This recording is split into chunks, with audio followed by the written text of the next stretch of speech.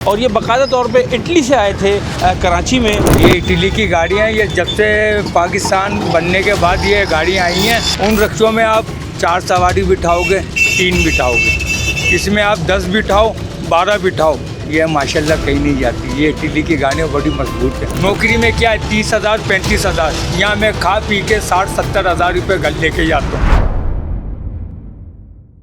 जी नाज़रीन, 1962 में आने वाले इटली से जो रक्शे थे यहाँ पे कराची शहर की उस वक्त की जो मॉडर्न सवारी कहलाई जाती थी, आज भी जो है वो पैसेंजरों को उठा रही है और उनकी मंजिल तक उनको छोड़ने में मसरूफ़ है।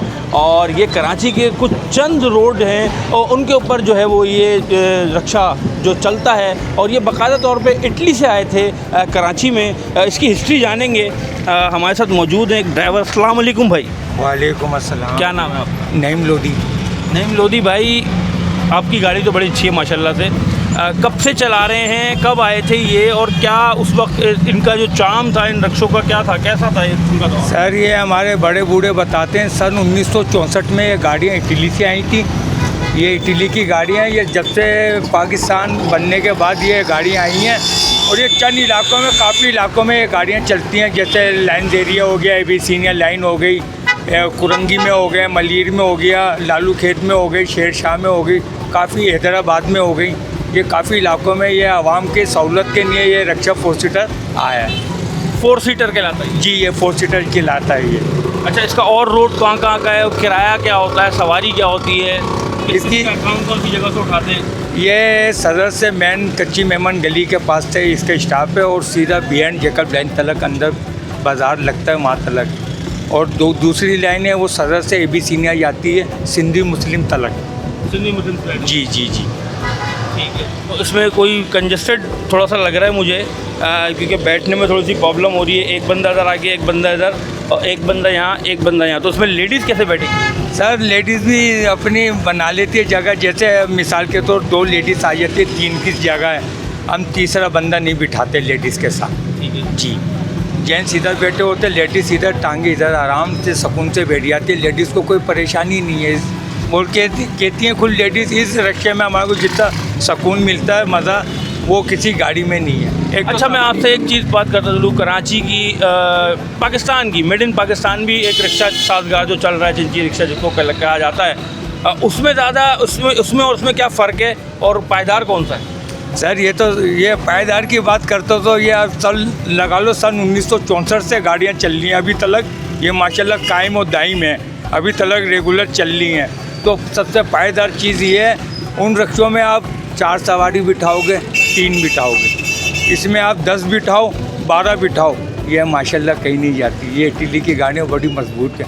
अच्छा, मैं आपसे आपकी बचपन की कहानी पूछूं। अगर आप भी यहीं पले बड़े होंगे, इन रिक्शों में घूमे होंगे, तो क्या दौर था कि किस दौर में आपने देखा जब आप होश आवाज़ में थे? ये मैंने होश आवाज़ संभाला 92 में। 12 साल की उम्र थी मेरी, 80 की पैदाइश है। 12 साल में जब मैंने देखा था ये अपने होश के अंदर ये जब से गाड़ियाँ चल रही हैं, और हमने इसमें छोटे बचपने में भी सफ़र करा है, बड़ा मज़ा आया। और अभी बुढ़ापे तक पहुँच गए माशाल्लाह, अब खुद चला रहे हैं। अभी खुद चला, घर चल जाता है इससे? अल्हम्दुलिल्लाह, बड़ा मेरा रब का करम है। नौकरी से अच्छा कमाई इसमें है। नौकरी में क्या है 30,000 35,000, यहाँ मैं खा पी के 60-70 हज़ार रुपये घर लेके जाता हूँ। तो नाज़रीन, ये इटली के रिक्शे जब पाकिस्तान की आवाम के हाथ में आ जाएँ, पाकिस्तान के कारीगर के हाथ में आ जाएँ, तो उसकी कुछ शक्ल इस तरह निकल के सामने आती है। ये इसकी जेन्युइन शक्ल नहीं थी। जो आए थे उसकी शक्ल कुछ और थी, लेकिन इसको जब पाकिस्तान ने इसको मॉडिफाई किया, पाकिस्तानी कारीगरों ने, तो उसकी शक्ल निकल के कुछ इस तरीके से आई। अगर मैं आपको दिखाऊं तो ये देखें, इसके ऊपर जो है बड़ा ज़बरदस्त किस्म का आर्ट भी किया गया है, और इसके ऊपर लाइटिंग भी कर दी गई है। अगर मैं आपको बताता चलूँ, इसके अंदर वैसे वेस्पा का इंजन है। वेस्पा के इंजन के ऊपर डिज़ाइन किया गया था। इटली के अंदर जो वेस्पा चलते हैं उनके इंजन के ऊपर ये टुक जो है बाकायदा तौर पे डिज़ाइन किया गया था। और इसके अंदर जो आगे बैठने की सीट है वो खासी कंफर्टेबल है, जिसके बायस जो है आवाम इसको ज़्यादा प्रेफर करती है। और ये कराची के 3 रूट के ऊपर चलते हैं और आज भी अपनी सवारियों को उठा रहे हैं और उनकी मंजिल तक जो है वो छोड़ रहे हैं। आप ज़रूर बताएं आपने इसके ऐसे रक्शे के अंदर कितनी बार सफ़र किया है, सदर से गुजरे होंगे तो आपने देखा होगा लाइन लगी होती है इन रक्शों की सदर के इलाके में। तो आज भी ये सड़कों पे गामजन है और सवारियां उठा रहे हैं और सवारियां इसमें बैठना जो है वो ख़ासा अब पसंद करती हैं। और पायदारी के अंदर अभी हमने आपकी ड्राइवर से बात करी तो ड्राइवर का कहना यही है कि पायदारी में ये एक नंबर है। सर अगर मैं आपसे पूछता चलूँ, आपने इनको रक्शों आते हुए तो आपने देखा होगा, जब आपकी उम्र क्या थी और कैसे देखा, कैसे आए थे, कहाँ से आए थे, क्यों आए थे और क्या उस वक्त जो थे प्राइस थे इसके रक्शे में सफ़र करने के?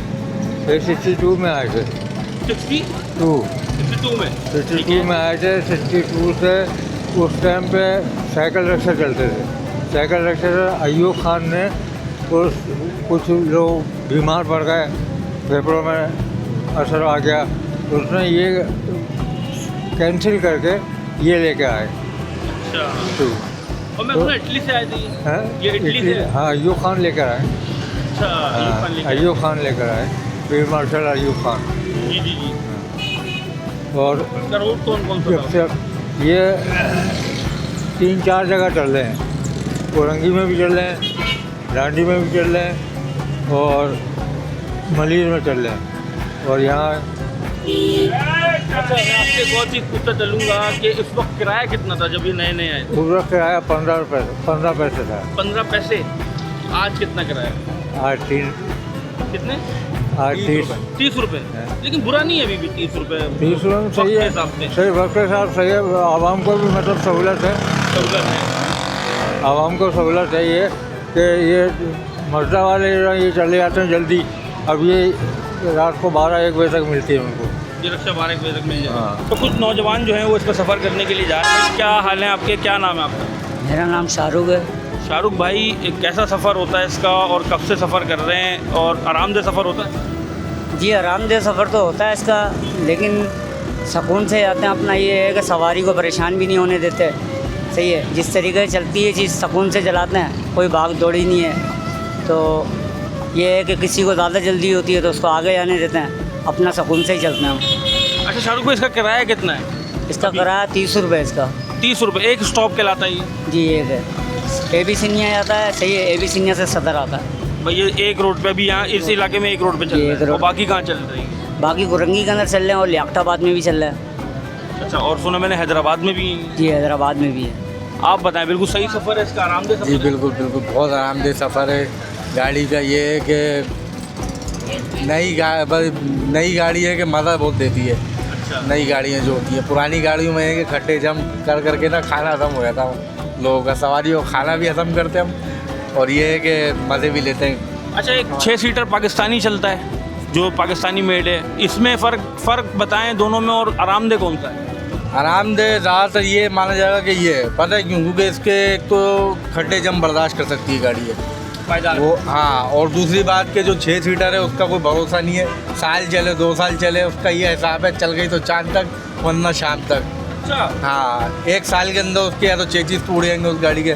इस गाड़ी की चेचिस ऐसे पायदार है, आप इस चीज़ का अंदाज़ा लगाएं। 1957 का मॉडल है ये। हम लोग खुद गाड़ियाँ बनाते ही हैं, हम बॉडी मेकर हैं इस गाड़ी के। मेरी गाड़ी बराबर में खड़ी भी नहीं 0 मीटर पर आई है मैंने। वो गाड़ी तकरीबन ये वाली इस गाड़ी की बात करो जिस पर हम बैठे हैं, ये गाड़ी तकरीबन अब बनने से पहले ना 30 साल पहले बनी थी। 30 साल पहले बनी थी, अब बनी आ गई है। और वही आजकल के CNG रिक्शे लगाए जाए ना, कम से कम 2 साल 1.5 साल बस। अच्छा, मैं सुना इसमें वेस्पा का इंजन होता है? जी, वेस्पा का जैसे ही होता है, लेकिन है नहीं वेस्पा का, दूसरा ही है। अच्छा जी, इसका अपना इंजन तो 250 सीसी होता है।